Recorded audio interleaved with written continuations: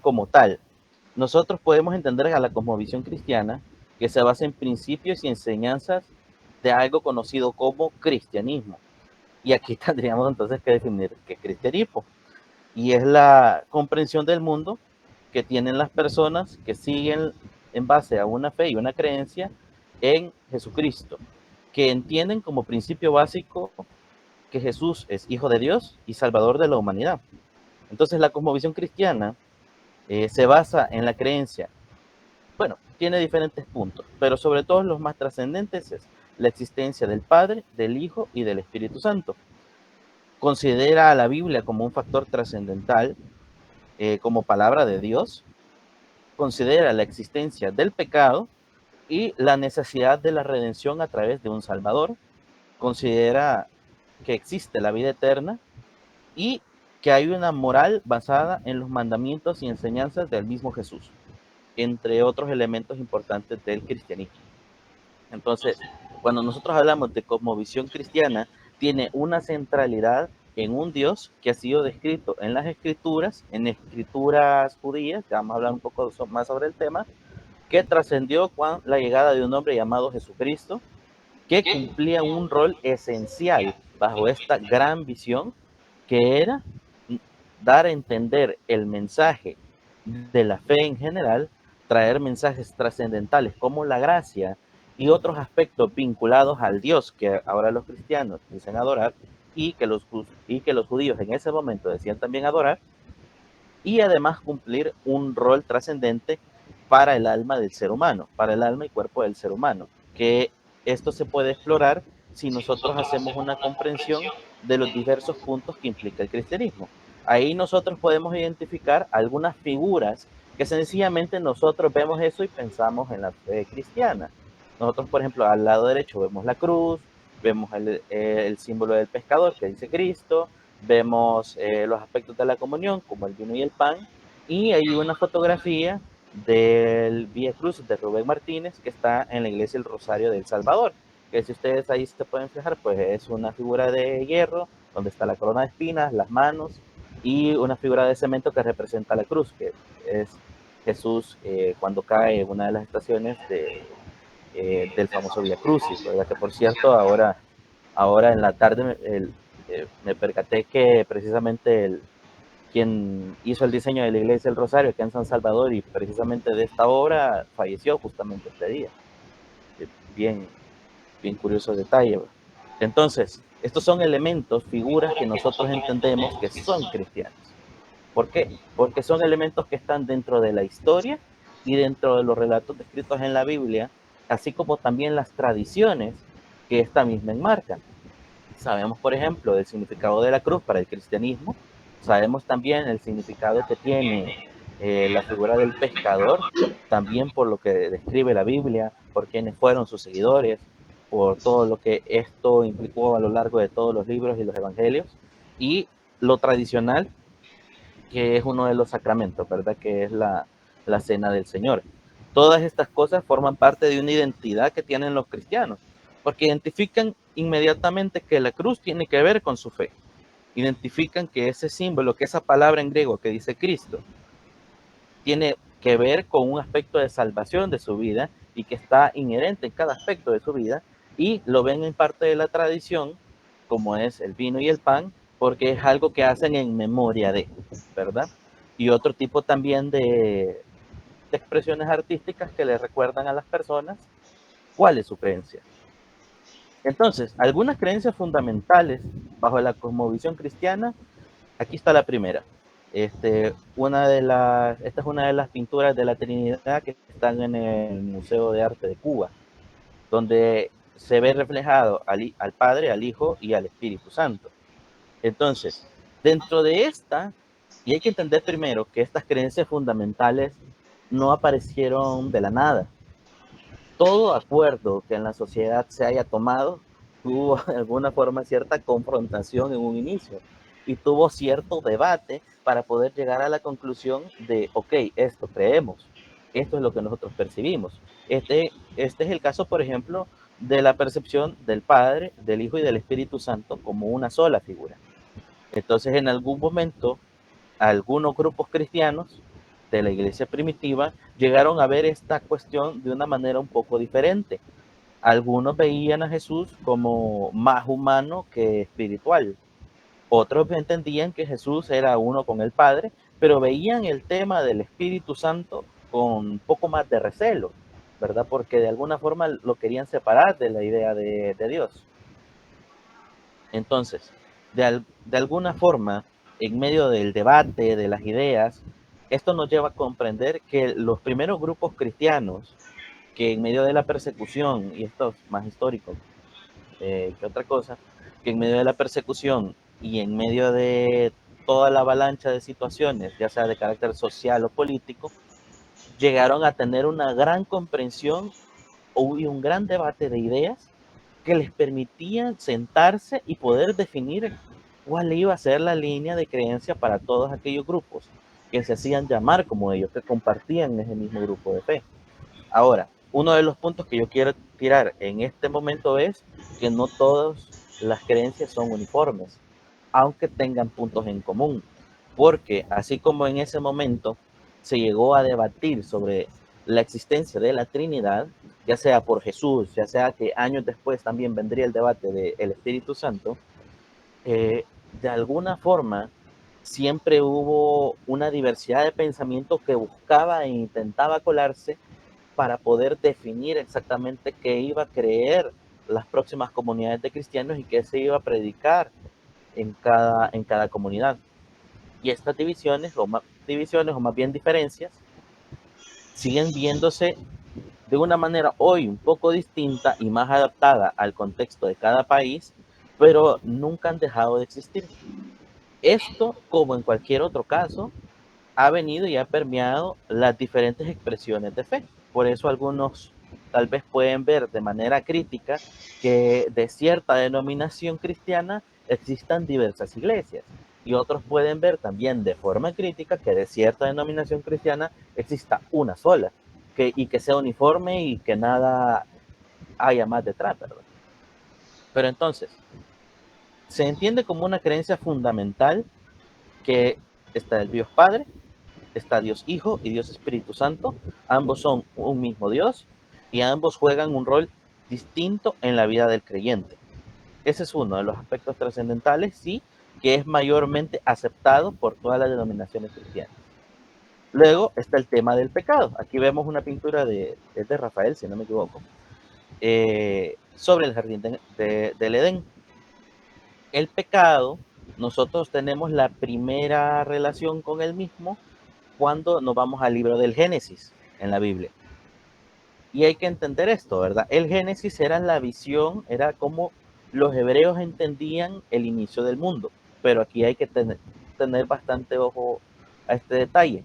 El Génesis no es una explicación de cómo se creó el mundo. El Génesis es una comprensión del por qué existe el mundo, como los hebreos lo conocían en ese momento. El Génesis no busca explicar detalladamente cómo se creó, si habla, lo que aclara es y que pone claro es que todo es creación de Dios, pero no dice exactamente si hubo una explosión, si hubo una combinación de diferentes elementos. No es el objetivo del Génesis, porque el Génesis busca explicarle a una cultura entera, que es la cultura hebrea, por qué Dios había hecho las cosas como las había hecho.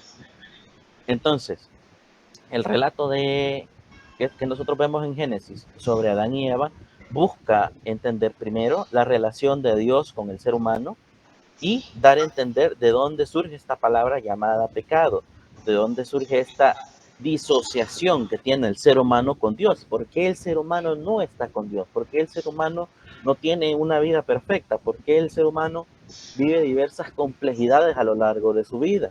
Si se fijan, es un asunto sumamente profundo y lo podemos ver desde esta manera. Ustedes conocen muy bien el relato del Génesis. Estamos hablando de Adán y Eva, estamos hablando que hay un engaño, que hay una serie de tropiezos, hay una confrontación que tienen con Dios y posteriormente hay una expulsión del sitio donde el ser humano y Dios compartían. Esto nos ayuda a entender, no es así tan sencillo, ¿no? Esto, como les digo, puede llegar a ser muy profundo y nos da a entender algunos aspectos fundamentales con respecto a esta palabra, el pecado. Primero, se da en una situación en donde la persona, al tener la oportunidad de hacer algo que esté en contra de la base de principios de Dios, probablemente lo va a hacer con diferentes motivaciones. Esa es una de las primeras afirmaciones de este relato. Lo otro es, Dios está plenamente consciente de eso y es muy respaldador de la libertad, pero sabe también que esa misma libertad tiene consecuencias, ¿verdad? Que nosotros conocemos por libre albedrío. También se reconoce la existencia de elementos externos que están dentro del conflicto con Dios que motivan a este tipo de situaciones, como el caso de la existencia de la serpiente en este relato. Y que Dios y el ser humano no pueden convivir en una sola armonía porque uno cuenta con unas características que son completamente distintas al otro. Y en eso no pueden predominar ambas. Entonces, hay una separación del mismo. El ser humano tiene que valerse por sí mismo en un mundo cambiante y complejo, pero el final del relato es bastante claro. Dios no abandona al ser humano como tal. Está separado, sí, pero tiene una relación vinculante eternamente. Entonces, de esa forma, y esto lo menciono de esta manera porque sé que a veces en las escuelas o en diferentes lugares se habla de la teoría creacionista. Entonces, el creacionismo muchas veces se expresa como que, ok, Dios creó todo, ¿no? Y ya está. Pero realmente lo que estos textos tratan de expresar es una comprensión más profunda sobre la relación del ser humano desde su creación, desde que inicia su vida hasta el final de la misma. Entonces, ahí nosotros coordinamos que hay una voluntad divina y hay una voluntad por cada persona. Entonces, muchas veces las personas van a seguir su voluntad particular mucho antes que la de Dios. Pero, por lo mismo, hay un Dios que tiene comprensión del mismo y busca interrelacionarse de diferentes formas a lo largo del tiempo. Ahí es donde existe y donde entra el tema del pecado, ¿verdad? Ahora, el otro aspecto trascendente es la resurrección, la vida eterna. Cuando nosotros hablamos de vida eterna, y este es un debate que existe en todas las culturas del mundo, ¿qué hay más allá, verdad? ¿Qué pasa cuando la gente muere? ¿Qué pasa cuando existe castigo? ¿Existe nada más una difusión del alma? Hay unos que creen que se trasciende, otros que creen que de repente se transforma en otra persona, que se transforma en energía. Hay diferentes perspectivas sobre el tema. Inclusive dentro del judaísmo no había una única visión de que se iba a trascender. De hecho, había una postura bien fuerte en el tema, en el judaísmo, en el tiempo de Jesús, de que la vida, de que la compensación por tus buenas obras iban a venir en vida y no iban a venir posterior a la muerte. Si ustedes se fijan en la escritura, se habla de un Seol, ¿verdad? Que era un lugar donde iban las almas.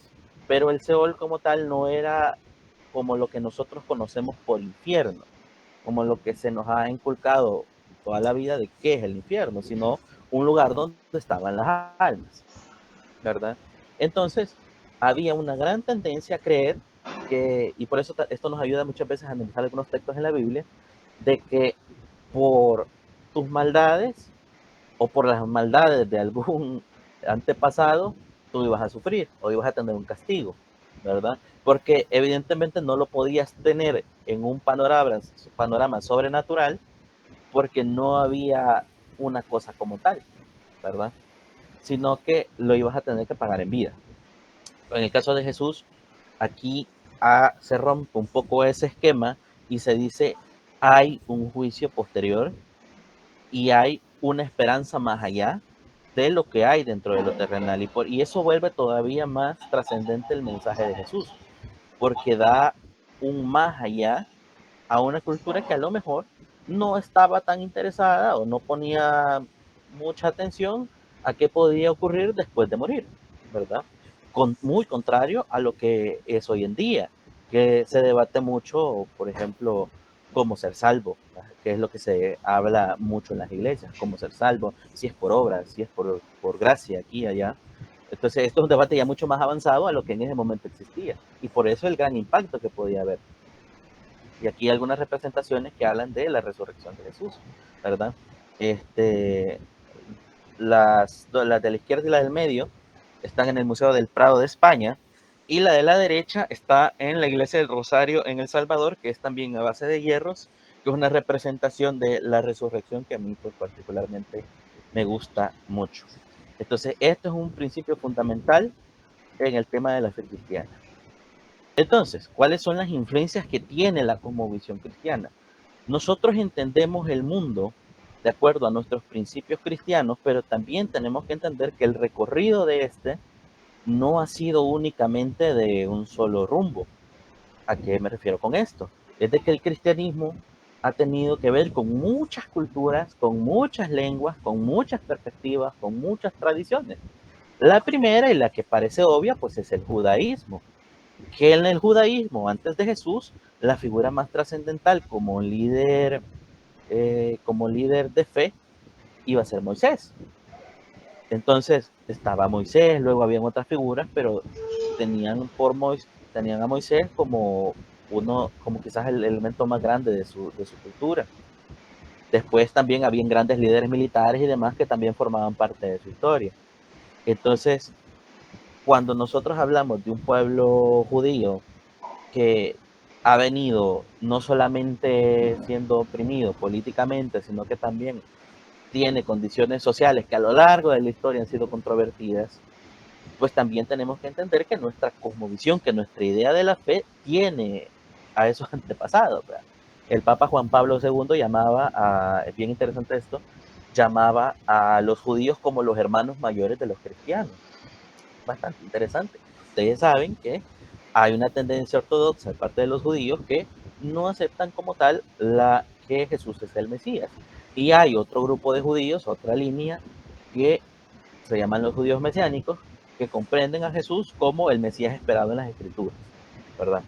Entonces, evidentemente aquí es claro, Jesús fue judío toda su vida. Posteriormente, se crea esta ramificación de los cristianos en base a los esfuerzos evangelizadores que existen hacia otras personas que no son judías ni de nacimiento ni por religión, sino que son personas externas, que son griegos, sobre todo en sus inicios, que muchos de ellos están, por ejemplo, ahora en donde está Turquía y en otros países, y se van mezclando elementos culturales y muchos de ellos logran trascender. Por eso en el Nuevo Testamento hay varias aclaraciones y varias recomendaciones de parte de Pablo y otras ordenanzas claras sobre qué cosas no deben retomar estos grupos cristianos nacientes, ¿verdad? El mismo cristianismo viene de una palabra en griego, pues.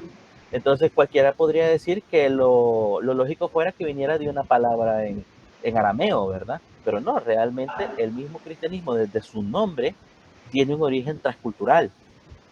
Ahora ni siquiera hablemos de cómo es el cristianismo en América Latina, que tiene muchos otros elementos bien distintos a lo que pudo ser el cristianismo primitivo.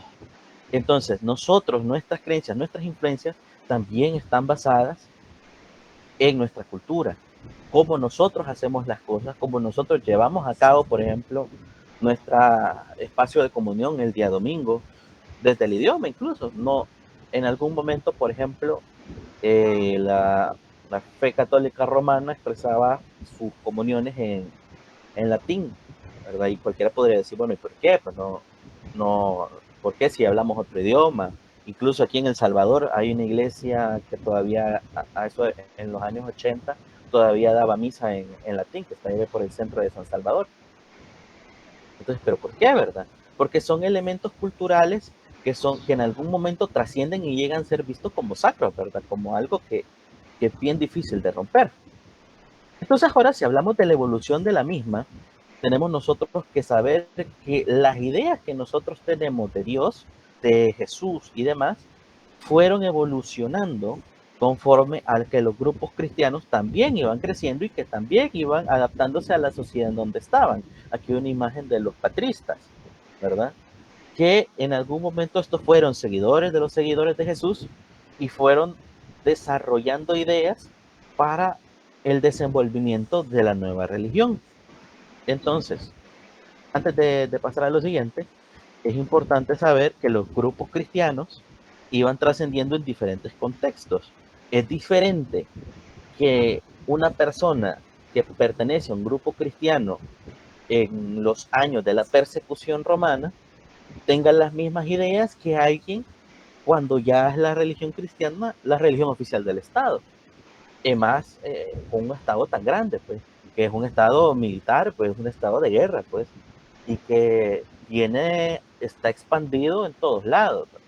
Entonces, si bien es cierto, los grupos cristianos desde la marginalidad se pudieron extender a lo largo de toda la Asia Menor y de Europa, ni hablar cuando estos tuvieron ya la oportunidad de ir en conjunto con los gobiernos de ese momento, ¿verdad? Y aquí es donde comienzan algunos inicios para ponerse de acuerdo sobre cómo era la fe cristiana para muchos de ellos. Y ahí comienzan los debates. Aquí es donde viene, por ejemplo, una de las famosas discrepancias a lo largo de toda la historia cristiana, que han habido varias y siguen existiendo, pero sobre todo está bien remarcada sobre los conflictos de algunas comunidades cristianas con el obispo Arrio y todos los que seguían su línea. Por ejemplo, Arrio, los arrionistas que le llaman, creían que Jesús era, no era, digamos, tan divino como otros grupos lo planteaban, sino que su componente esencial era el componente humano.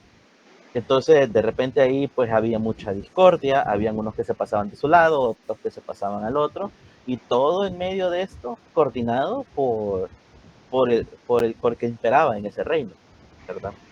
Entonces, esto les dio pauta a posteriormente ir creando líneas de pensamiento que se iban a divulgar en todas las iglesias. Y posteriormente muchas tendencias también fueron desapareciendo. Más no quiere decir que toda la vida fue uniforme, que todos los cristianos piensan lo mismo o lo ven de igual manera. Sin embargo, tienen puntos trascendentales que son los que hacen que estos se conviertan en las bases firmes de una denominación cristiana, de una denominación que concuerda con los puntos anteriormente vistos. Y para eso funcionan los credos. Los credos son expresiones directas que en forma de rezo hacen una puntuación exacta de qué las personas creen, credo de creencia. Entonces, por eso, a lo largo de los años, no sé si han oído, por ejemplo, del credo de los apóstoles. Hay una tradición, no es nada que nosotros podamos corroborar muy fácilmente, que dice que los apóstoles crearon el credo, que todos aportaron algo al credo, ¿verdad? Es difícil llegar a esa conclusión porque además este credo se ha ido modificando a lo largo del tiempo. Pero de alguna forma el que está aquí, incluso hay diferencias con otro que también es lo más actual que existe, ya vamos a hablar del por qué, es de que este estipula cuál es la base de creencias que toda denominación que se considera creyente en el Padre, en el Hijo, en el Espíritu Santo, creyente en que existe el pecado, creyente en que existe la vida eterna y demás, pues profesa y aceptan abiertamente. Entonces es un postulado que se fue creando, no hay una fecha exacta de saber en cuándo se creó. Se sabe que se llegó como un consenso a eso del siglo VIII, y por supuesto tuvo cambios después, que dice lo siguiente: creo en Dios Padre Todopoderoso, creador del cielo y de la tierra. O sea, Dios creador. En Jesucristo, su único Hijo, Señor nuestro, el Hijo. Fue concebido por el Espíritu Santo, nació de la Virgen María, padeció bajo el poder de Poncio Pilatos, fue crucificado, muerto y sepultado, descendió a los infiernos. Infiernos, estamos hablando de una separación eh, de lo terrenal con lo espiritual también. Al tercer día resucitó entre los muertos, el cumplimiento de una de las profecías que se da en todo este contexto. Subió al cielo y está sentado a la diestra de Dios Padre Todopoderoso, y desde allí vendrá al fin del mundo a juzgar a los vivos y a los muertos, o sea, un juicio. Creo en el Espíritu Santo, la Santa Iglesia Universal, la comunión de los santos, el perdón de los pecados, la resurrección de la carne y la vida perdurable o eterna. Amén. Entonces, bajo este esquema es donde casi todas las denominaciones cristianas coexisten, porque estas son esa serie de postulados que una persona que dice, ok, yo creo en esto, esto, esto y lo otro, puede estar. Fuera de ello, muy probablemente, así como estamos hoy día estructurados, probablemente no se considere una expresión del cristianismo actual, sino que probablemente se le domine de otra manera. Pero bien, hablemos de las diferencias, ¿verdad? Así ya muy brevemente. Sabemos que el cristianismo no es una sola línea de pensamiento, sino que está conformado por diferentes hechos históricos que hicieron que hoy estemos como estemos, por decirlo de esa forma. Eh, Obviamente ocurrieron muchísimos otros eventos que llevaron a que las expresiones de fe sean tan distintas como lo son ahora. Por ejemplo, aquí comenzamos en esta línea de tiempo con Martín Lutero, pero muchísimo antes eh, con la separación del Imperio Romano, donde estaban los bizantinos y donde estaba la sede de Roma, ahí hubo una separación, que es lo que hoy perdura como la Iglesia Ortodoxa y la Iglesia Católica, que también tienen grandes diferencias y tienen diferencias, a pesar de que tal vez sigan una línea un poco más similar, pero siguen teniendo cosas que unos aceptan y otros no. Entonces, las más reconocidas en el tiempo más reciente es primero la Reforma Protestante de 1517, con la cara más visible, que es Martín Lutero, un monje y teólogo alemán que publica 95 postulados criticando las prácticas de la Iglesia Católica Romana y que marca el inicio de una reforma y la fundación, por supuesto, de una línea de fe llamada luteranismo. Luego, en el 1525, un par de años después, que es un movimiento que posteriormente también tiene conflictos bien graves, incluso políticos, y que llevan también a que se correlacionan con una guerra que estaba en medio de todo, que es el anabaptismo, que el movimiento anabaptista se origina en Suiza, liderado por Konrad Grebel y otros reformadores, y que defendían el bautismo de los adultos y se oponían al bautismo infantil. Una visión que en el luteranismo pues también ya se iban marcando más diferencias en medio de la reforma. O sea, decir que la reforma protestante fue el inicio de los evangélicos, este, y creer que somos unos y somos otros, es un poco, no está del todo ubicado pues dentro de la realidad. Luego viene en 1536 el calvinismo, con Juan Calvino, un teólogo francés, que publica su obra La institución de la religión cristiana, que busca darle, por supuesto, una visión ya más clara, con lineamientos más claros sobre cómo se practica la fe. Incluso Calvino llega a ser alcalde de una ciudad y bueno, llega a tener como una gran repercusión su modelo basado también en ese sistema de creencias. Luego en el 34 está el anglicanismo, donde está el rey Enrique VIII de Inglaterra, rompe con la autoridad papal y establece su iglesia en Inglaterra, convirtiéndose en su cabeza suprema. Y de hecho eso hoy persiste hoy en día, hasta hoy en día en Inglaterra la fe predominante es el anglicanismo y digamos que el papa para ellos es el rey de Inglaterra, que anteriormente había sido la reina Isabel, que ya ustedes ubicarán al personaje, y ahora el rey Carlos, ¿verdad? Digamos, ellos son como el papa del anglicanismo, por decirlo de esa forma. Luego vemos algunas expresiones más conocidas hoy en día, como los bautistas. Esto, bueno, algunos historiadores plantean antes, después del surgimiento de los bautistas, pero pues esta es como la versión más o menos, pues, que se origina con John Smith y Thomas Hilwis. Los bautistas enfatizan en el bautismo de creyentes y la separación de iglesia y Estado, ¿verdad? Eso en un momento dado. Luego viene el metodismo, que lleva también una tendencia un poco más de experiencia espiritual.